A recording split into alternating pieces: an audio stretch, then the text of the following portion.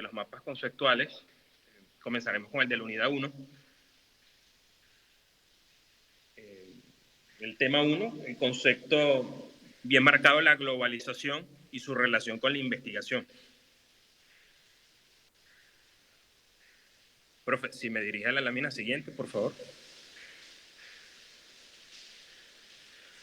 Bueno, esto más que un mapa mental es un esquema de ideas, un esquema mental donde traté de resumir los elementos más esenciales de la globalización, partiendo del principio de que la globalización es un proceso altamente beneficioso para el desarrollo económico integral del mundo.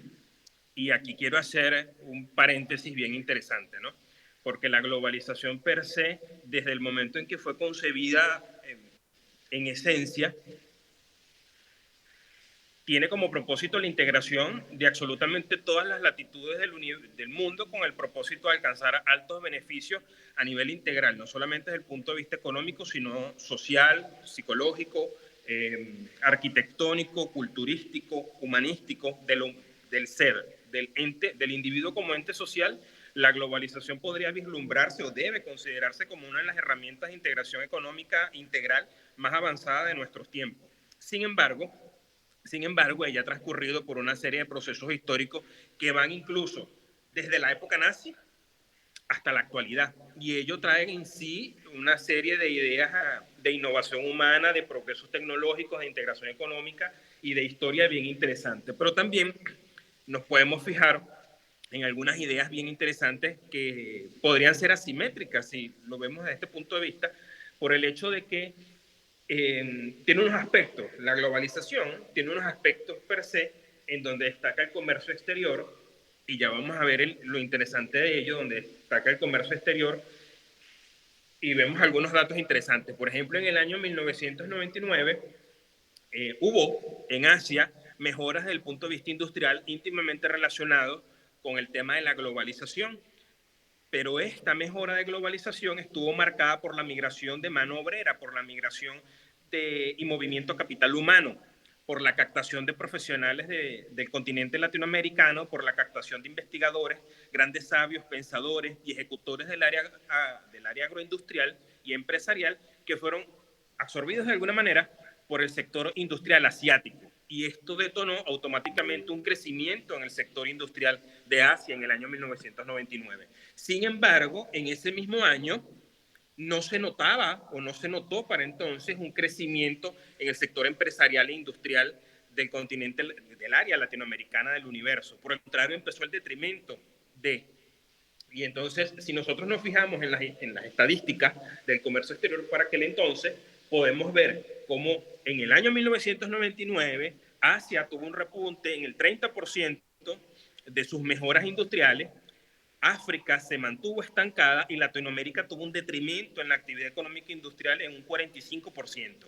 Entonces, mi concepción bien individual y que también ha sido apoyada por algunos autores como Márquez en el 99, O'Hara en el 2015, plantea ese tema de la asimetría en el beneficio de la globalización. Otro de los aspectos interesantes de la globalización es el movimiento de capital. Ya cercano la década del 2000 y los años 90, sí se evidenció como la migración capital es uno de los aspectos más interesantes de la globalización, porque producto del intercambio de acuerdos, de establecimientos y normativas multilaterales entre organismos altamente conocidos por todos como el Fondo Monetario Internacional, el Banco Mundial, la Asociación Interamericana de Fomento del AIF y muchos otros más, hubo migración de capital. Pero hubo migración de capital ¿hacia dónde? Hubo migración de capital hacia continentes con mayores capacidades o mayores expectativas de desarrollo que las nuestras, y esto se tradujo indiscutiblemente en alta adquisición de poder económico para el sector privado. Esto trajo como consecuencia que incrementa el capital hacia el sector privado y entonces los recursos de capital de ayuda para estas organizaciones como el Fondo Monetario Internacional y el Grupo Banco Mundial, cuyo objetivo principal es garantizar el alto nivel económico de vida para todos los ciudadanos del mundo, ese capital de ayuda se vio totalmente disminuido.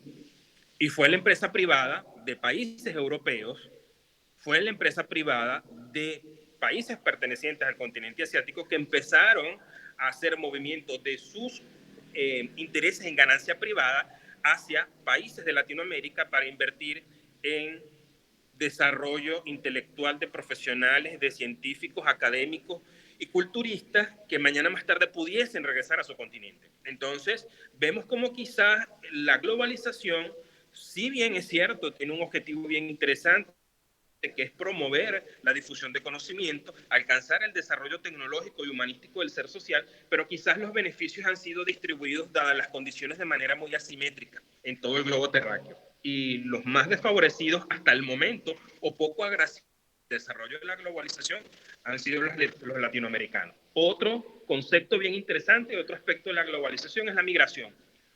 Del 2000 al 2015 hubo un incremento de la migración de capital humano, de profesionales de avanzada en un 60%, totalmente opuesto a lo que se vivía anteriormente. Entonces, es interesante tomar estos datos bien en cuenta, de manera tal de que veamos cómo la globalización ha conllevado un desplazamiento laboral de un país hacia otro. Pero también es cierto que este incremento del 60% de la migración desde Latinoamérica hacia países del continente europeo y Norteamérica lo trae con el propósito de obtener mejoras laborales, de obtener desarrollo intelectual, de obtener desarrollo científico, de obtener desarrollo académico, de intercambio de conocimiento, que mañana más tarde puede obtenerse dos beneficios. Uno, el retorno de ese personal capacitado hacia Latinoamérica de manera tal de que promueva el desarrollo en sus unidades de trabajo, en sus unidades de producción, o sencillamente un profesional latinoamericano que se trasladó hacia otro país, hacia otro continente y que definitivamente permanece allá. Evaluemos allí cuáles han sido todos los desarrollos y todos los eventos que ha traído la globalización. Otro concepto bien interesante, un aspecto en la globalización, es la difusión de conocimiento. Como lo mencionamos, altamente vinculado con la migración de personal, porque se relaciona con el intercambio de información, la expansión y la innovación. Indiscutiblemente, la globalización, a mi criterio, y al de autores altamente calificados en la materia, es un movimiento neoliberal que permite un libre comercio y una hegemoneidad de conocimiento. Esto se conduce y se traduce a creación de nuevo conocimiento, a la generación de sistemas y protocolos científicos con un producto social y académico. Establecer comunidades científicas trae beneficios como las políticas tecnológicas, la difusión y el desarrollo y la creación de indicadores en forma altamente avanzadas para evaluar el rendimiento tanto social, cultural, empresarial del desarrollo en el ser humano. Quiero hacer un alto acá y traer a colación algo que publicó en un boletín la UNESCO en asociación con el AIF, con la Asociación Interamericana de Fomento. En el 2014 se estableció la UNESCO a través de sus boletines con el AIF que para cada 1000 personas, para cada 1000 habitantes de todas las organizaciones, todos los países que están unidos a la UNESCO, se necesita un profesional con pregrado, con posgrado, que incluye maestría y doctorado. Y es interesante traer esta cifra a colación. Un profesional por cada 1000 habitantes. Es decir, a algunos de los que ya están acá, que tienen maestría y otros que tenemos doctorado, es nuestra obligación generar conocimiento, generar productos, generar herramientas, generar tecnología, generar herramientas y habilidades desde el punto de vista laboral y el punto de vista práctico a través de todo el conocimiento que hemos adquirido en nuestros años de formación para 1000 habitantes. Y hacen el ejemplo de Colombia, en donde en el momento de esa publicación, imagínense ustedes, no llegaban a 5000 profesionales con estudios de cuarto y quinto nivel. Veamos lo interesante de esto y cómo la globalización pudiese influir positivo o negativamente en alcanzar estos estándares, ¿no? Un profesional con formación de cuarto y quinto nivel para cada 1000 habitantes del globo terráqueo. Dato interesante para manejar. Profe, si pasamos a la siguiente.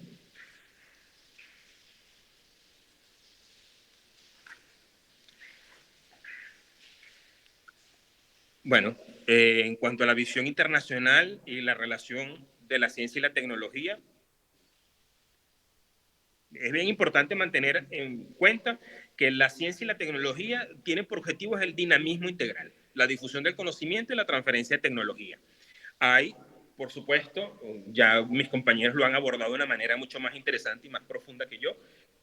Acuerdos, tratados, convenios, estatutos que se han establecido a través de reuniones y asambleas con el propósito de normar, con el propósito de difundir, con el propósito de promocionar la generación de conocimiento, la difusión y la inclusión de diferentes actores al punto de vista local e internacional. ¿Hay cooperación internacional? Sí, evidentemente hay cooperación internacional con un enfoque político y con un enfoque social. Albornoz, en el año 2001, en unas publicaciones de naturaleza científica española, él abordaba la integración como un ejemplo de cooperación internacional, una integración que permitía el traslado de migración capital humano de un continente a otro, de un país a otro, con las capacidades de poderse formar, con las capacidades de generar más centros de difusión de conocimiento, con la promoción y la habilidad de poder generar editoriales, bien sean impresas o a través de las redes de conocimiento digital, pero también Albornoz nos plantea junto a Tagliaferro un enfoque de esa dinámica de integración científica y tecnológica, un enfoque político y un enfoque social. Un enfoque político que se transmite directamente a la producción de conocimiento lineal. ¿En qué se basa el conocimiento lineal, la producción de conocimiento lineal? Desde el punto de vista político, las grandes cabezas que orquestan y organizan absolutamente todos los movimientos gubernamentales de interés a nivel mundial promueven la generación de conocimiento, pero una generación de conocimiento con el propósito de cubrir de manera organizacional desde las cabezas más altas hasta los eslabones más cercanos al ciudadano común, estrategias políticas y normas que cubran las necesidades del individuo, del ciudadano de a pie, del ciudadano común, de la población en general. Y a eso nos referimos con la producción lineal de conocimiento. Una producción de una generación de producto y de conocimiento científico y tecnológico, pero con unas directrices ya establecidas por organismos que rigen la agenda con el propósito de, de cubrir una necesidad en particular. También nos habla de una política de los países de la Unión Europea y de Latinoamérica, pero ¿a qué? A través de un condicionamiento de intereses. Un condicionamiento de intereses en donde la formación de muchos profesionales en Latinoamérica se ha concretado a través de becas, subvenciones, desarrollo, patrocinios de formación, incluso por múltiples organismos que no los debemos mencionar, pero por múltiples organismos que forman parte de nuestras universidades, que nos promueven la formación en el extranjero. Esto es la vinculación de los países del continente europeo con Latinoamérica. Y como lo decíamos al principio, esto se está íntimamente relacionado con la migración de capital humano. Profesionales de Latinoamérica, de nuestras universidades, de nuestras tierras, que se han trasladado a países europeos con el propósito de complementar la formación y generar un conocimiento. Pero hay un ejemplo aquí bien claro que nos habla de la vinculación de los países europeos y Latinoamérica con el condicionamiento de intereses. El condicionamiento de intereses nos ha llevado a que no es un secreto para ninguno de los que estamos acá, que las relaciones con profesionales que cubren el mismo área de interés que nosotros y están en el extranjero, esa relación la hemos generado nosotros mismos. Ese vínculo en la mayoría de nuestros países latinoamericanos la hemos generado nosotros mismos. Por ejemplo, yo tengo particular interés, y me disculpan que hable en primera parte, yo tengo particular interés por la seguridad agroalimentaria, la seguridad industrial a nivel de plantas de alimentos y la formulación de alimentos para consumo animal, alimento balanceado para consumo animal, desde el punto de vista más inocuo y manteniendo los parámetros y los sistemas de calidad. Esa es mi área de formación.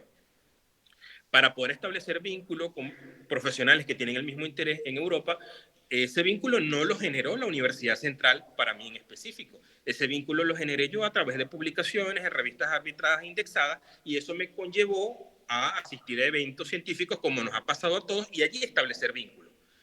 Nuestros intereses han condicionado de alguna manera esa difusión del conocimiento de la ciencia y la tecnología porque el interés particular en un área de conocimiento nos ha llevado a trasladarnos a otras latitudes con el propósito de mejorarnos, con el propósito de sentirnos mucho más calificados en el área de formación, con el propósito de generar producto, con el propósito de mejorar estrategias laborales y de rendimiento económico.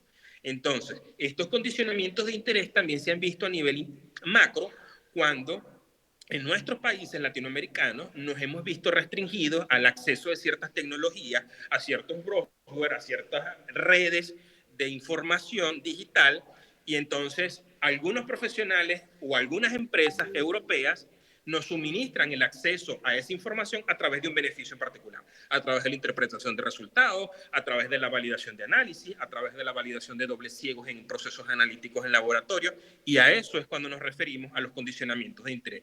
Si bien podemos interpretar esta visión internacional de ciencia y tecnología, tenemos que tener el punto inicial o el punto central de que esto, más allá de la generación de conocimientos y la adquisición de estrategias y herramientas desde el punto de vista digital, también nos ha traído como consecuencia la interrelación de profesionales de un país con otro, de un continente a otro, de una latitud a otra, con unos con buenos beneficios más que otros.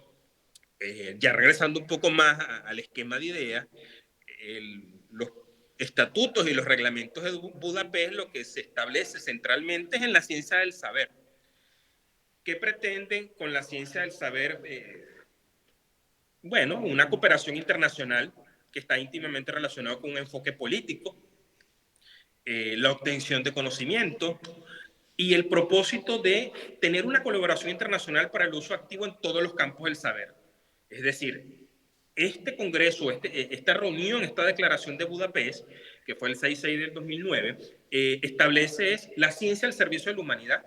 Su propósito único es el aumento de las esperanzas de vida, incrementar la difusión de conocimiento, la participación de los diversos, del género masculino o femenino en las áreas científicas. Bien es sabido que históricamente las mujeres, por un tabú absurdamente cultural, no pudieron formar parte de ciertas áreas de conocimiento, o sus publicaciones científicas eran consideradas en segundo momento. Sus contribuciones al área de la biociencia, la química, las ciencias puras, la ingeniería en petróleo, la ciencia de los minerales y la meteorología había sido de cierta manera cuestionada. África del Sur y algunos Países Bajos de Europa no permitieron, sino hasta el 2001, 2002, la inclusión de mujeres en puntos específicos de las áreas del saber, de la ciencia altamente avanzada. Entonces, el Congreso o el Acuerdo y la Declaración de Budapest viene a traer esa desigualdad, a eliminar la desigualdad entre hombre y mujer y equiparar el interés de ambos géneros en las distintas áreas de conocimiento. La responsabilidad también genera, por supuesto, el Congreso, la Declaración de Budapest, una responsabilidad gubernamental en la ciencia, con el propósito de examinar cuáles son los problemas sociales y darle a ello la resolución intelectual y moral necesaria a través de la ciencia. Y, por supuesto, establecer los mecanismos de financiamiento que sean necesarios a través de los organismos gubernamentales como el AIFE, el Banco Interamericano Mundial, y entre otros, y algunas asociaciones caribeñas de financiamiento tecnológico, para la creación de nuevos productos, lo que nosotros llamamos productos, la generación del saber. Por otra parte, Santo Domingo lo que establece es la creación de programas de captación, un desarrollo equitativo a través de las tecnologías, a través de la adquisición de medios audiovisuales, a través del desarrollo de tecnologías avanzadas, el establecimiento de satélites, de dispositivos móviles, la creación y acceso, divulgación y accesibilidad a todo mundo, sin discriminación alguna, de tecnología. Quiero traer acá a colación algo. Santo Domingo tuvo su reunión el 6 de junio del 2006 y establece la inclusión de los diferentes eslabones culturales, locales, nacionales, mundiales, internacionales, en el aprovechamiento de la tecnología, información y la ciencia en los medios audiovisuales.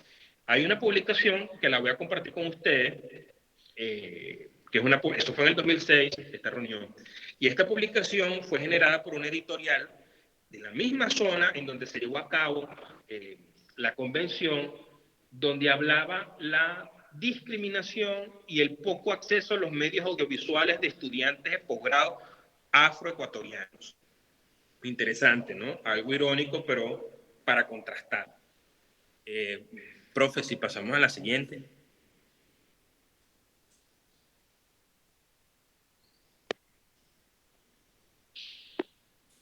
En cuanto a la ciencia, la tecnología y la innovación en el contexto latinoamericano y venezolano, bueno, ciertamente desde que comencé a hablar, hemos abordado algunas latitudes, algunos países que que están íntimamente vinculados con el desarrollo de la ciencia y la tecnología en Latinoamérica, y quizás deberíamos enfocarnos un poco más en lo que concierne a Venezuela, ¿no?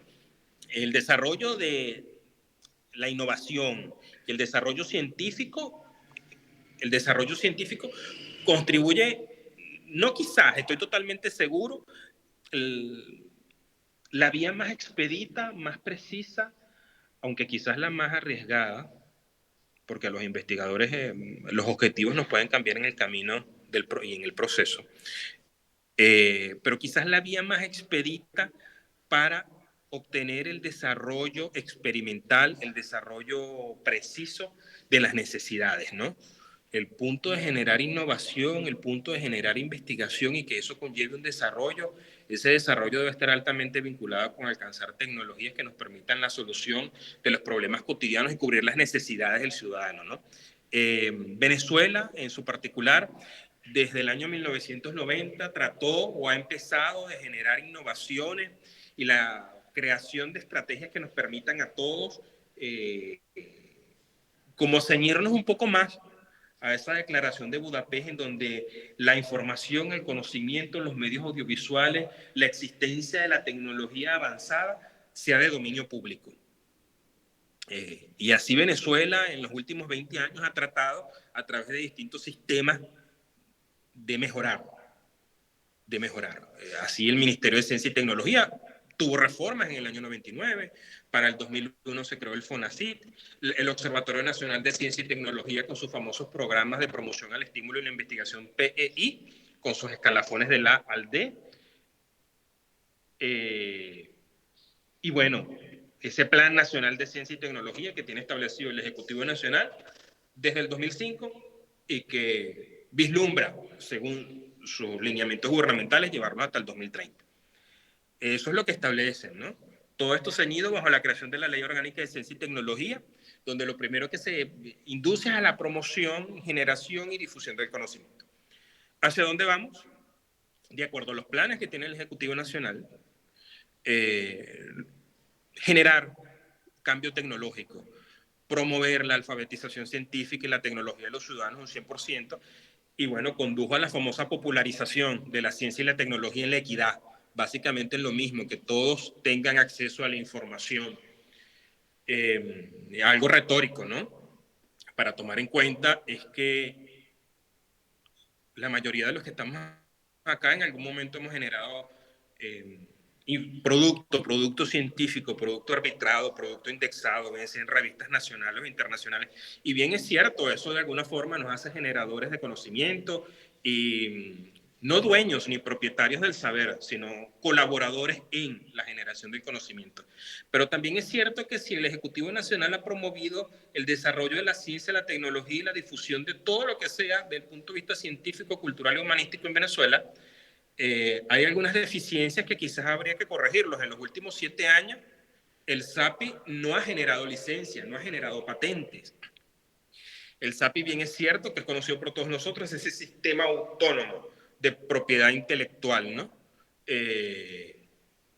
Mientras, si recordamos un poquito la primera lámina donde yo hablaba de la asimetría, bueno, yo no, donde retomaba las versiones de Albornoz 2001, las ideas de Albornoz 2001, donde él hablaba de la asimetría producto de la globalización, nos fijamos la idea en la que decía que Europa ha tenido un incremento en sus mejoras, mientras nosotros hemos obtenido muy pocos resultados de ese intercambio a través de la globalización. Bueno, acá es cierto. Europa todos los días genera entre 100 y 200 patentes de propiedad intelectual en todo el continente europeo. Ese dato se los voy a compartir porque es una publicación reciente, es de este año. Sin embargo, en Venezuela tenemos 7 años que el SAPI no nos genera ninguna patente de absolutamente nada que tenga que ver con ciencia, desarrollo y tecnología. Dato interesante, ¿no?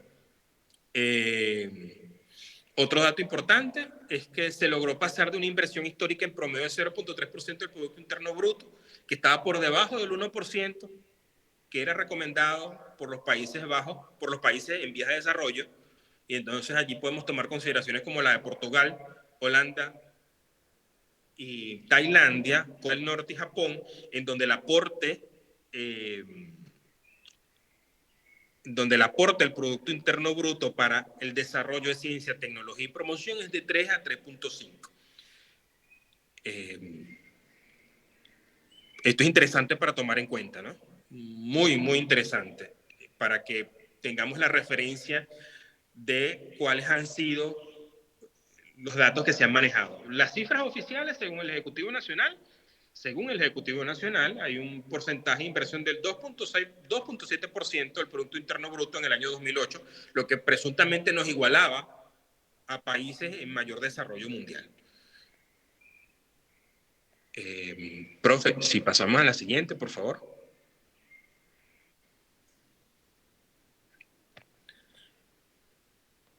Bueno, en cuanto a las teorías macro para el análisis, la gestión ambiental integrada, básicamente una disertación teórica, está basada en un sistema diseñado para identificar, monitorear, reducir, diseñar, ejecutar diversas políticas ambientales. Un sistema ambiental integrado es aquel que permite controlar a los diferentes eslabones de la cadena, tanto desde la generación del proyecto como para la ejecución del mismo. Repito, generación, ideación, concepción, creación y planificación del proyecto, hasta la ejecución del mismo, hasta la mano obrera calificada o la que esté en formación. El sistema para controlar absolutamente todos los eslabones. Un sistema ambiental integrado está altamente vinculado al manejo eficiente y al uso de los recursos sin generar perjuicio o daño alguno a los recursos naturales. Y esto va íntimamente vinculado con esa dinámica espacial, con una dinámica espacial que hace referencia a los cambios continuos que ha hecho el hombre en su entorno, que nos ha llevado a transformarnos permanentemente en los medios en los que nos encontramos, lo modificamos y lo hemos ocupado ese espacio, hemos ocupado, lo hemos colonizado, lo hemos adecuado a nuestras necesidades, principalmente en el área agrícola, y esto ha repercutido directamente en el uso de los recursos naturales desde el punto de vista agroforestal, desde el punto de vista de la explotación hidrológica, mineral y cualquier otras áreas más que están directamente vinculadas con el área agropecuaria. Entonces, esa dinámica espacial está íntimamente marcada por diásporas, por esos cambios culturales, por esa adquisición de otras culturas que han pretendido modificar nuestro pensar, quizás nos han hecho dependientes o independientes del mismo, y nos llevan a movimientos masivos de la población. En ese movimiento masivo de la población hemos ido generando uso de recursos, uso de capacidades, uso de tecnologías, quizás no en el mejor tono del beneficio colectivo, sino de manera individual. Entonces, allí donde la gestión ambiental integrada nos ofrece un sistema de adecuación, un sistema de aprovechamiento de recursos sin generar daño al ambiente, sin generar daño a la masa natural.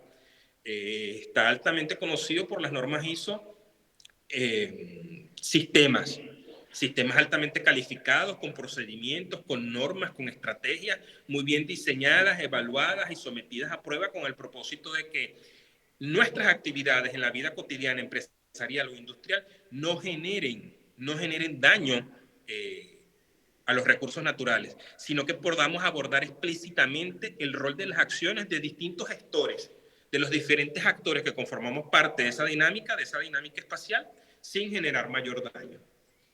Profe, si pasamos a la siguiente.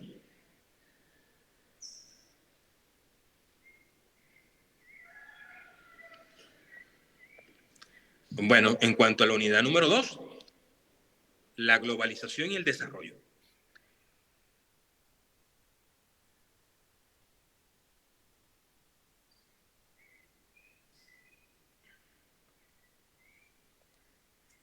La gerencia de la investigación y la ciencia, básicamente la gerencia lo que pretende es ordenar el conjunto de problemas investigativos de acuerdo a las directrices institucionales, de estar en sincronía y en armonía en las áreas priorizadas bajo criterios de productividad, diferenciación y jerarquía, el ser capaz de adaptarse al entorno.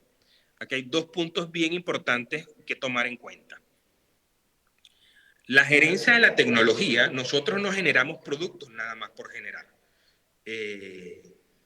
Quizás muchos de nosotros podamos tener, quiero hacer una consulta. Algunos de los que están acá presentes, y me lo dicen por micrófono para poderlos escuchar, o me hacen una señita para yo verlos, son profesionales de las ciencias puras, bien sea biología, química o son médicos.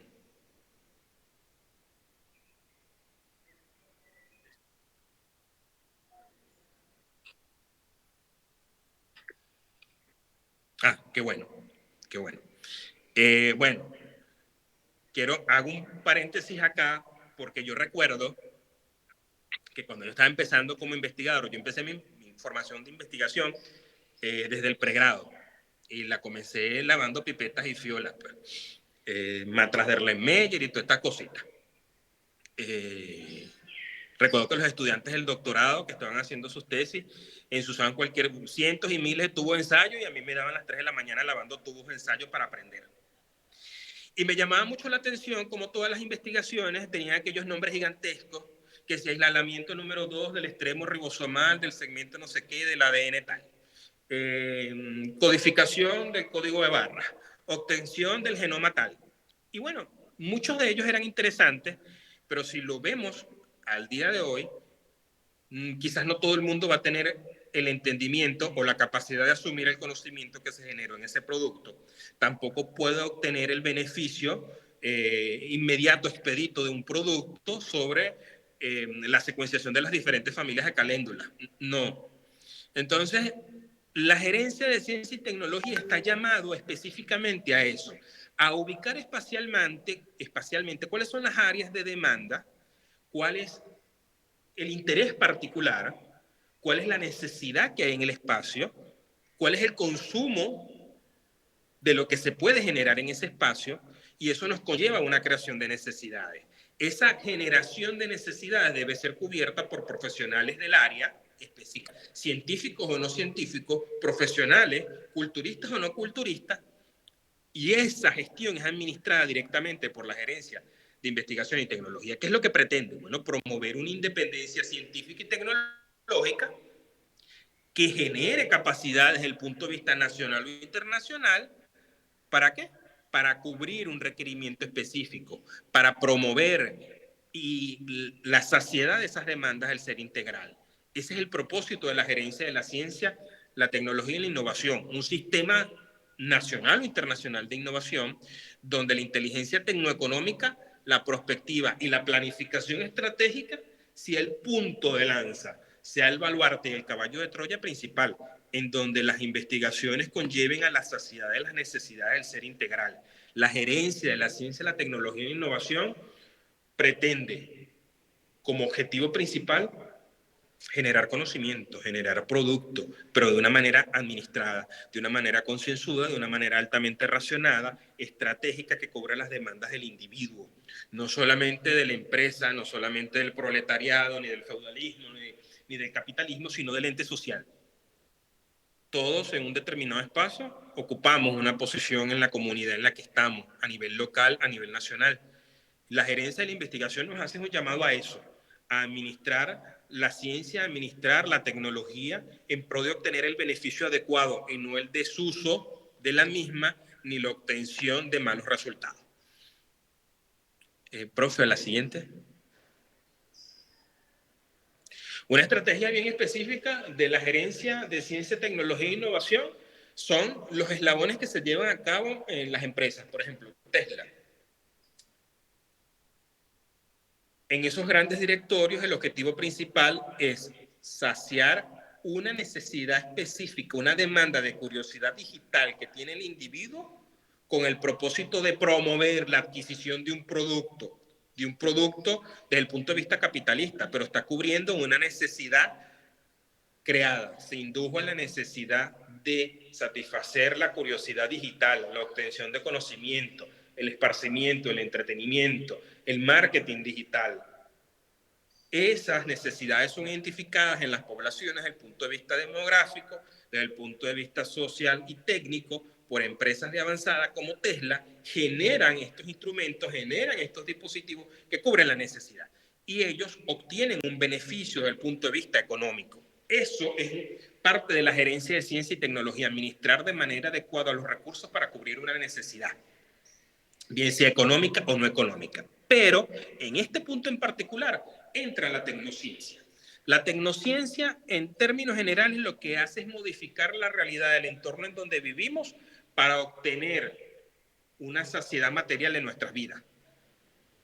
Esto es un punto de vista híbrido. ¿Por qué? Porque tiene vertientes, tanto científicas como no científicas, científicas y tecnológicas. Una tecnología precisamente no está altamente vinculada a un hecho científico, porque algo novedoso no científico puede ser una novedad tecnológica, para mí no debe ser precisamente científica. Entonces, la tecnociencia lo que busca es una práctica productora de nuevo conocimiento teórico, que surgió de la macrociencia. ¿Por qué después de la guerra? Porque, bueno, nosotros podemos tener un ejemplo. La bomba de Hiroshima y la de Nagasaki es un ejemplo de macrociencia, es un ejemplo macrocientífico. ¿Por qué? Porque fue ideada por personas con alto desarrollo científico, académico y tecnológico para el momento y generaron un producto beneficioso o no, pero producto al fin. Por el contrario, la creación de un teléfono, de un iPad, de un MP3, de un proyector visual, sí es parte de un ejemplo de tecnociencia. La tecnociencia tiene unas perspectivas muy interesantes. La tecnociencia puede estar marcada por la mercantilización, porque es la pretensión comercial o mercantil, la necesidad de producir más que nada mercancía en cuanto a estructura financiera. Allí lo que predomina es el capital privado, el capital de la empresa, el monstruo económico con el propósito de generar un producto. Por el contrario, en la macrociencia nosotros generamos publicaciones científicas. Si una publicación científica o una publicación en una revista arbitrada, por ejemplo, en la revista de la Facultad de Luz de la Universidad del Zulia, en la Facultad de Ciencias Veterinarias de la UCB, deriva de un producto tecnocientífico, ya eso es una corriente secundaria, no es el objetivo principal de la tecnociencia. La tecnociencia es generar comercio, generar dinero a través de productos. También tiene un núcleo axiológico, sí, porque tiene valores técnicos con una utilidad de eficacia, de funcionalidad, de aplicabilidad y rentabilidad. Lo que realmente interesa es la utilidad y la eficacia y la utilidad. La eficiencia del artefacto, lo que sea capaz de transformar mi realidad material en un beneficio, eso es lo que interesa realmente. Mientras, por el contrario, en otras vertientes de la ciencia y la tecnología, valores como la moral, la verdad, el humanismo, la solidez, la confianza, el compromiso, el liderazgo, son de avanzada, forman parte de los baluartes. En la tecnociencia no. En la tecnociencia eso es algo secundario. Operatividad empresarial, por ejemplo, sí, sin lugar a duda, porque a través de ella, de la tecnociencia, se ve la necesidad del desarrollo empresarial, el desarrollo a través de estrategias empresariales y de marketing que permitan la adquisición de tecnologías dentro de los grupos empresariales, el establecimiento de metas, de normas, de procedimientos, de manuales industriales para la ejecución de las labores. Eso es otra característica de la tecnociencia, una operatividad empresarial. ¿Tiene pluralidad de actores? Sí, claro, sin lugar a dudas.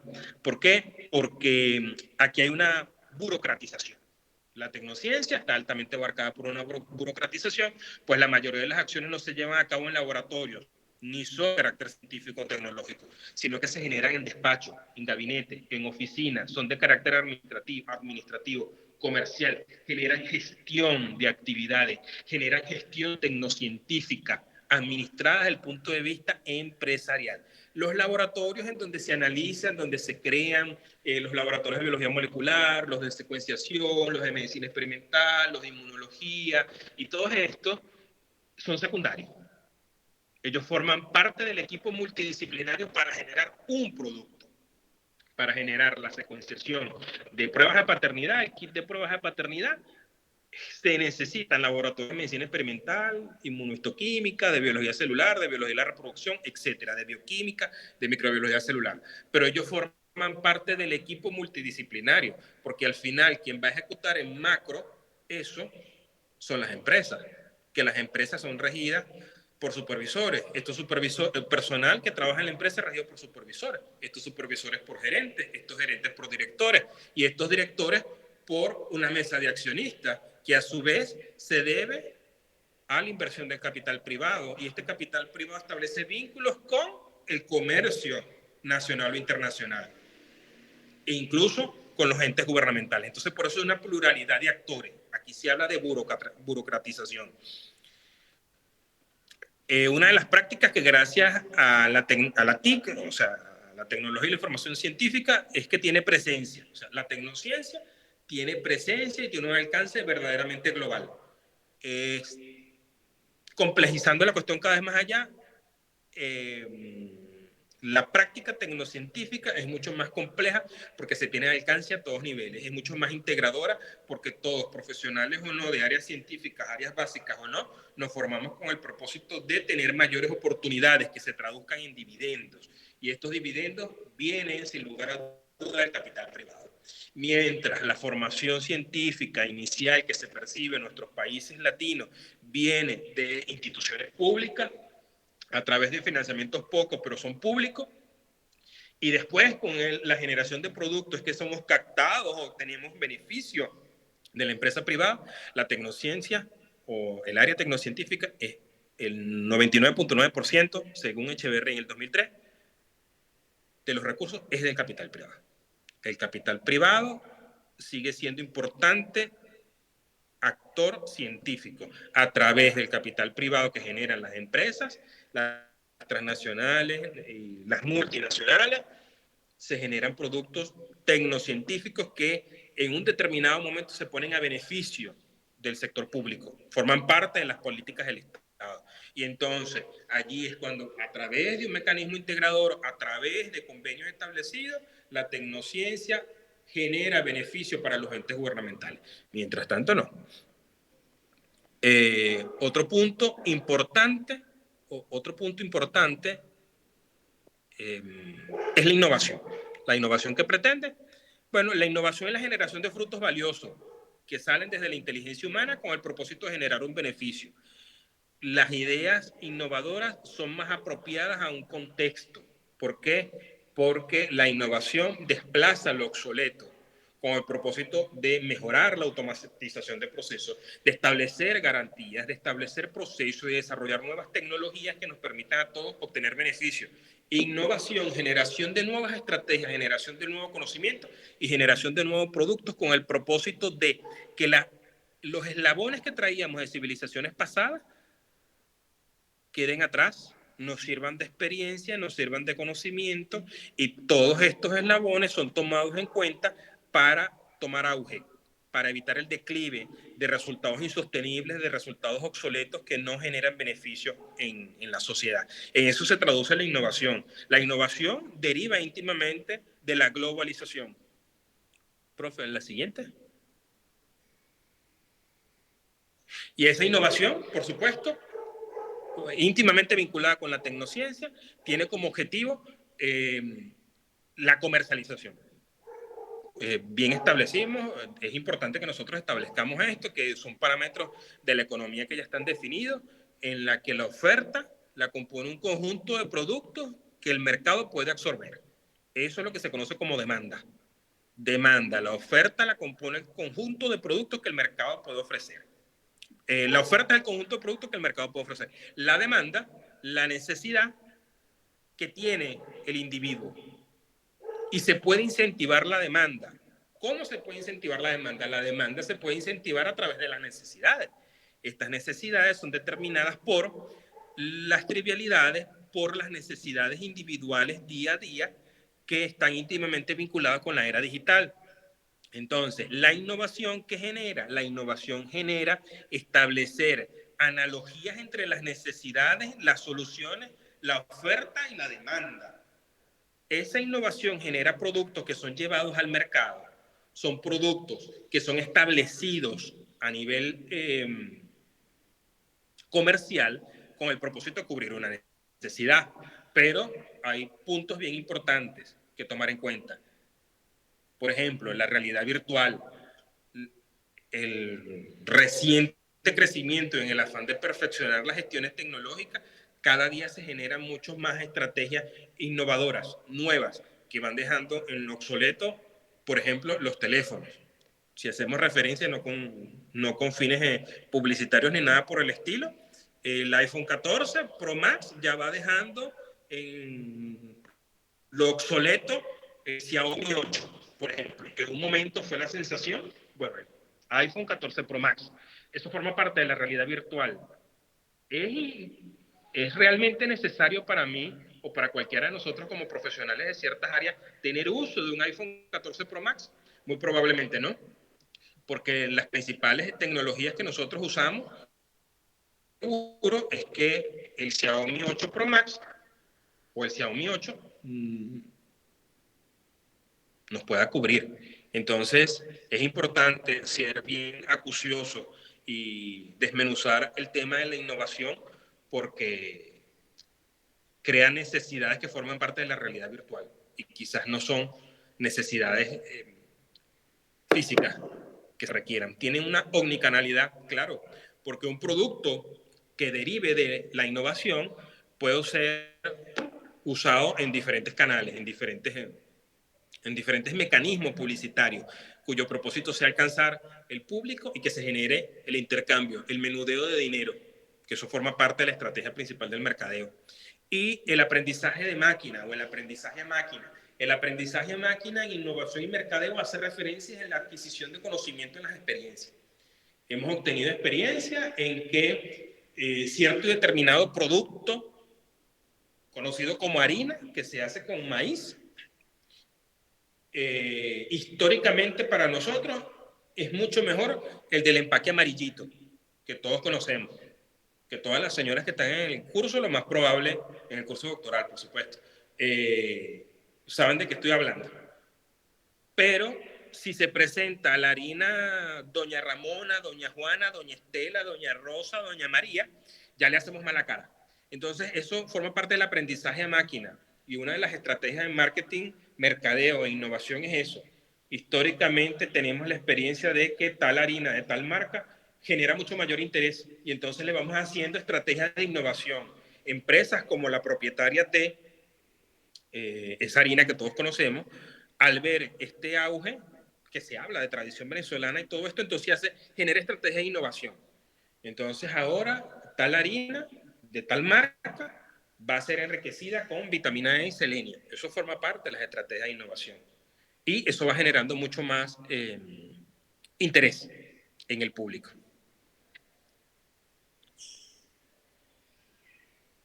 Bueno, yo creo que esta es la última lámina, ¿no, profe?